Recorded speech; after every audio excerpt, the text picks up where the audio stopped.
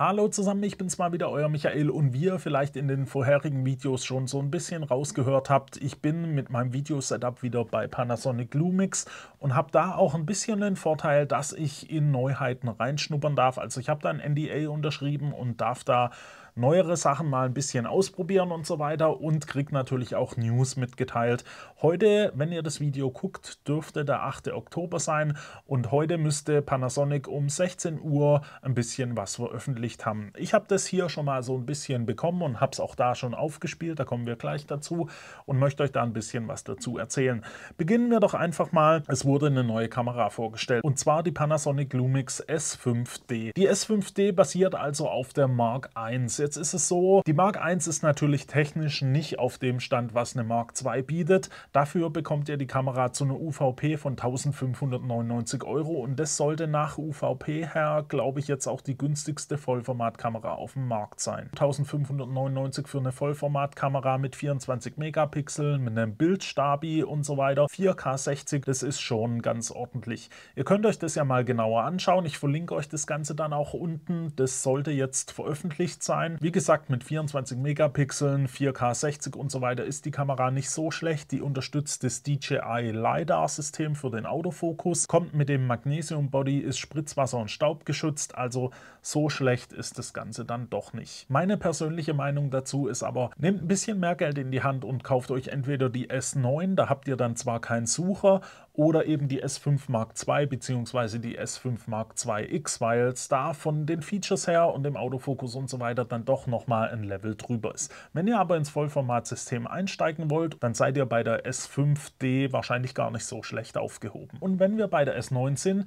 die gibt es dann ab heute auch in der Farbe Weiß. Die gibt es ja in verschiedenen Farben. Weiß ist da jetzt neu dazugekommen. Das ist jetzt erstmal nicht so eine große News. Was eine größere News dazu ist, ist das Kit-Objektiv, was es dazu jetzt auch gibt. Und zwar ist es das 18 bis 40 mm Objektiv. Das wurde ja, glaube ich, schon mal so ein bisschen angeteasert. Es gab aber noch nicht groß weitere Informationen dazu.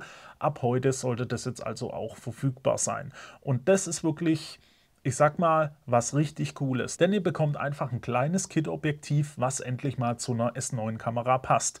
18 bis 40 mm, das ist ziemlich cool fürs Vloggen. Also da habt ihr auch einen passenden Bildausschnitt. Ihr habt eine Blende von 4,5 bis, ich gucke mal kurz nach, 6,3, genau 6,3 waren es. Das ist jetzt nicht allzu lichtstark, aber dafür ist die Optik auch wirklich sehr klein. Sie wiegt nämlich nur 155 Gramm. Das ist schon wirklich sehr leicht. Das dürfte jetzt gerade, glaube ich, das kleinste und leichteste Zoom sein, also Kit-Zoom, was ihr an einer Vollformatkamera überhaupt kaufen könnt. Und es ist dabei trotzdem Staub, Spritzwasser und Frost geschützt. Ihr könnt damit also auch draußen mal bei schlechtem Wetter unterwegs sein. Von der Größe her sind wir da bei einer Länge von 41 mm und der Durchmesser beträgt knapp 68 mm.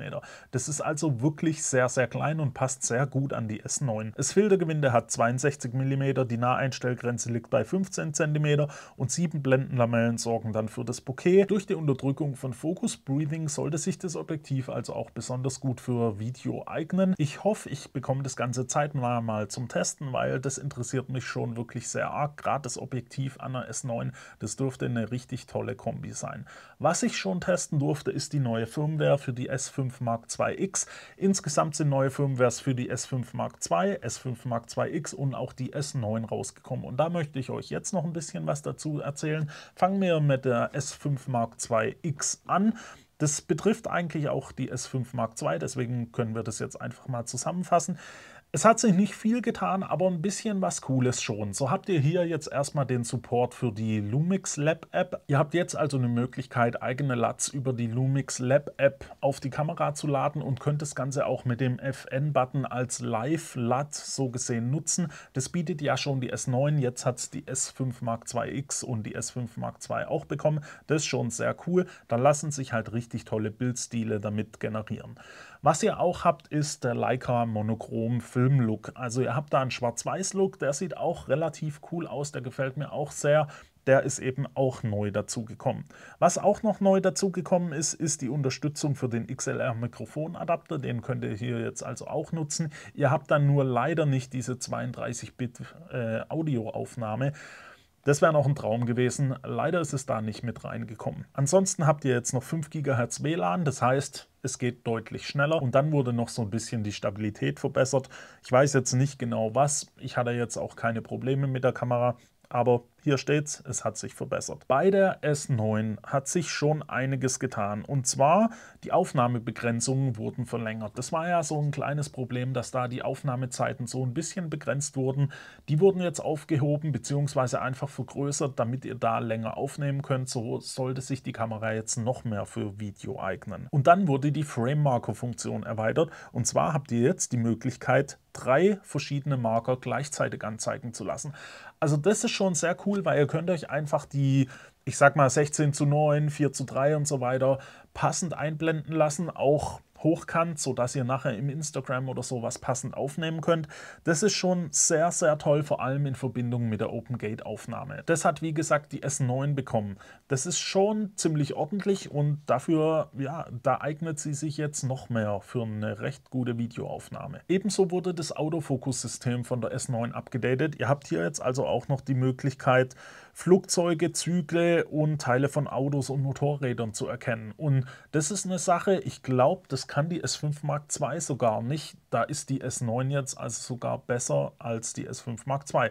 Panasonic hört zu, ich hätte es auch gern in der S5 Mark II bekommen. Ansonsten wurde auch noch die Kompatibilität mit der Lumix Lab erweitert. Ihr könnt das Ganze jetzt noch für Fernaufnahmen und zur Fernsteuerung und so weiter nutzen. Also das ist auch sehr gut. Und auch die Stabilität wurde mit der Firmware 1.1 jetzt weiter verbessert. Das sind also ein paar recht coole Updates für die S9. Und auch die G9 Mark II hat hier noch ein bisschen was bekommen. Die ist jetzt auch mit der Lumix Lab App kompatibel, unterstützt den XLR-Mikrofonadapter, aber leider auch nicht mit der 32-Bit-Aufnahme. 5 GHz WLAN habt ihr in der G9 II jetzt auch. Realtime-LUTs können auf die FN-Taste gelegt werden und auch die Stabilität wurde weiter verbessert. Also da hat sich schon ein bisschen was an der Firmware getan. An allen Kameras, das ist sehr cool, das freut mich so ein bisschen. Vor allem, dass die S5 Mark II jetzt mit der Lumix Lab App kompatibel ist. Boah, das ist ein schwieriger Name. Diese Frame Marker in der S9, das ist ein Feature, das würde mich auch weiterbringen. Vor allem, ich nehme relativ viel im OpenGate auf und da ist es immer cool, wenn man so die Markierungen hat, wie man nachher sein Bild auswählen kann, sage ich mal. Mal gucken, was sich da noch tut. Ansonsten, wie gesagt, das Objektiv, das 18 bis 40 mm, ich glaube, das ist richtig, das wird schon ein bisschen ein kleiner Gamechanger mit der S9 zusammen werden, weil ihr da wirklich eine relativ kleine Kamera mit einem sehr kleinen Objektiv habt. Wie 18 mm bei einer Blende 4.5 aussehen, zeige ich euch jetzt noch kurz. Dann könnt ihr das so ein bisschen einschätzen, wie das so von der Hintergrundunschärfe und so weiter noch aussieht. Bin gespannt, also ich freue mich darauf. Es hieß, ich darf das Ganze dann auch mal testen und da werde ich euch dann natürlich auch ein Review zur Verfügung stellen. Das war es jetzt auch schon von mir. Ich hoffe, das Video hat euch gefallen. Wenn es euch gefallen hat, dass ich mal so ein bisschen Einblicke in neue News und so gegeben habe, dann lasst mir doch einfach ein Like da und schreibt es mal in die Kommentare, weil ich hoffe, dass ich das Ganze für andere Hersteller einfach auch machen kann. Und dann schauen wir einfach mal, was daraus wird. Ich wünsche euch eine gute Zeit. Bis zum nächsten Mal. Ciao.